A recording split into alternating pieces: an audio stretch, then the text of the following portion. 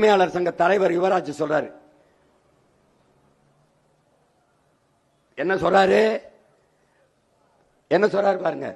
ஒரு நாளைக்கு 1,00,000 டன் கர்நாடகாவுக்கு நம்முடைய மலை மணல் போகுதுங்கிறார். கற்களும் மணலும் 1,00,000 டன் அப்படின்னா மாசத்துக்கு 30 லட்சம் டன் அப்படின்னா ஆண்டுக்கு மழை எங்கடா இருக்கும்? மயிர் நாடா இருக்கும் உன் நாட்டில் மலை.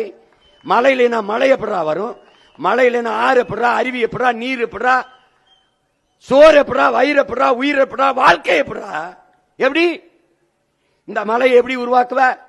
உன் ஜபத்தால உருவாக்குவியா? தினம் தேவாலயத்தில் போய் தொழுவியா? பள்ளிவாசல தொழுது அறையங்களை வளர்த்துருவியா? தேவாலயத்தில் ஜெபித்து வளர்த்துருவியா?